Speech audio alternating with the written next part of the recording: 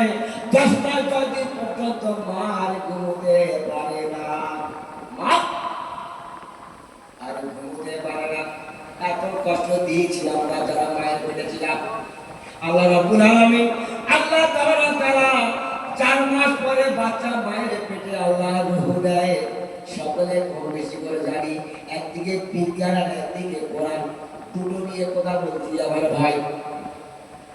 আল্লাহ রাব্বুল আলামিন আল্লাহ তাআলা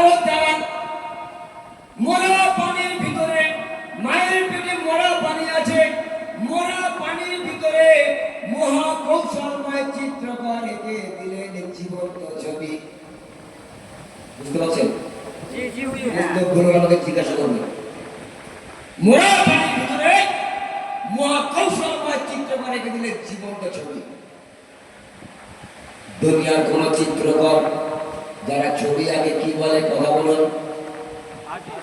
আর্টিস্ট বা চিত্রকর। দুনিয়ার কোন চিত্রকর Pablo Picasso, Michelangelo, Leonardo, Vinci, Vincent van Gogh, ফ্যাসি, পোকামাতিস, এগুলো হলো বিজ্ঞানের বইয়ের নাম। যারা এখানে ভালো হাই র্যাঙ্কের শিক্ষিত আছে তারা ছাড়া বুঝতে পারবে না। এগুলো হলো বিজ্ঞানের বইয়ের নাম। তাদের বইয়ের মধ্যে লিখেছে জলের ভিতরে ছবি আঁকা যাবে না। জলের ভিতরে ছবি আঁকা যাবে না, এমন কোন আর্ট আছে? আর কথা বলো।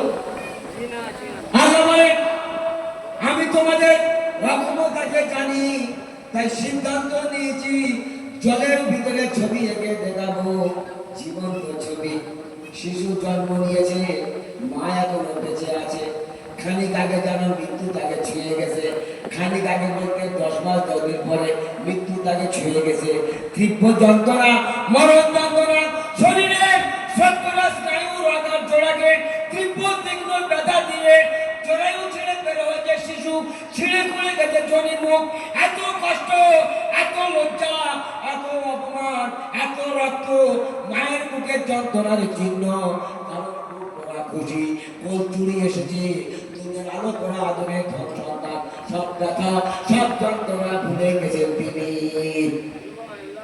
আল্লাহ বলে, দেখো মানুষ চেয়ে দেখো কি অমনীয় সীমাহীন দুঃখ কষ্টের মাঝে তোমার মা তোমাকে জন্ম দিয়েছে, পাশে তার এক বালতি রক্ত। সত্য না মিথ্যে? সত্য। এক বালতি রক্ত মা কিন্তু কষ্ট করেছে। তাদের সাধারণ নিয়ম যে সন্তানটি তার এক দুশ্মন হয়ে যায়, কিন্তু বান্দা তোমার মায়ের মনের ভিতরে ঢুকিয়ে দিয়েছি তোমার জন্য মমতা। তোমার বেকার সাথে সাথে এক অনাবিল আনন্দে ভরে যায় তোর অন্তর। আর বান্দা তোর ক্ষুধা মেটানোর জন্য তোর মায়ের বুকে দিয়েছি অমিয় ধারা দুধ। এমন তরল নয়, এমন গরম নয়, এমন ঠান্ডা নয় যে বান্দা তোর কচি মুখ না পড়বে না পুড়ে যায়, তোর কচি মুখ না ঠান্ডা না জমে যায়। আমি কেন এমন করলাম?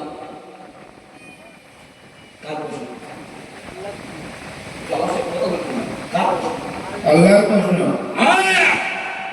তোমার কেন এমন করলাম? আল্লাহ নারী পুরুষকে জিজ্ঞাসা করে। কাকে জিজ্ঞাসা করে? নারী পুরুষকে। তোমার কেন এমন করলাম? আল্লাহ বলেন, তোর জন্মলগ্ন স্মরণ করে তুই বুঝতে পারিস কে তোকে লালন করে, কে তোকে পালন করে, তিনি কতটুকু রহমানুর রহিম, কেমন রাজ্জাক। আল্লাহ বলছে তো দেখাও এসব শেখালামের জন্য। যখন তোর বিবেক হয়, জ্ঞান চোখ খোলে, তুই আমার এইসব গুণাবলী দাওয়াত দিস মানব জাতিকে।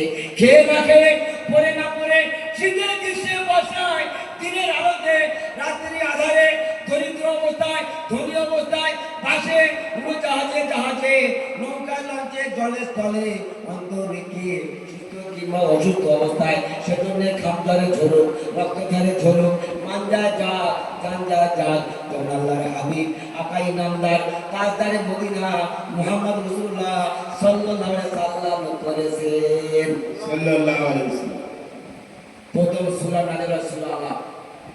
প্রথম সূরা নাযিল হয়েছে সূরা আলাক। 3 বছর পর মক্কা রাস্তা দিয়ে হাঁটছিলেন হুজুর সাল্লাল্লাহু আলাইহি সাল্লাম। আসমান ও জমিনের মাঝামাঝি জায়গায় দেখা হলো জিবরিল আমিনের সাথে। নাযিল হলো দ্বিতীয় সূরা। এই আয়াতের তবলিগের জন্ম, এই আয়াতে তবলিগের জন্ম। ইয়াই ভাই মুদাসসির কোন বাঞ্জি রব্বাকা ফাকাব্বি, যার বাংলা মানে হলো হে কমদের ভিতরে উঠুন। আল্লাহ বলছে নবীকে, হে কমদের ভিতরে উঠুন, মানুষকে ভয় দেখান আর শোনান আপনার প্রতিপালকের গৌরব এবং অহংকারের কথা। তারপর হুজুরে পাক সাল্লাল্লাহু আলাইহি ওয়াসাল্লাম 23 বছর যাবত ঠিক মতো খাননি, ঠিক মতো ঘুমাননি। দাউদের কাজ সচল করার জন্য, দাউদের আমল কিয়ামত পর্যন্ত চলার জন্য নিজেকে ঘাম দিলে, রক্ত দিলে, সাথীদেরকে আত্মপরিদারে উদ্যুক্ত করলেন। ফোরাত নদীর পানি লাভ হলো শাহাবাদের রক্তে।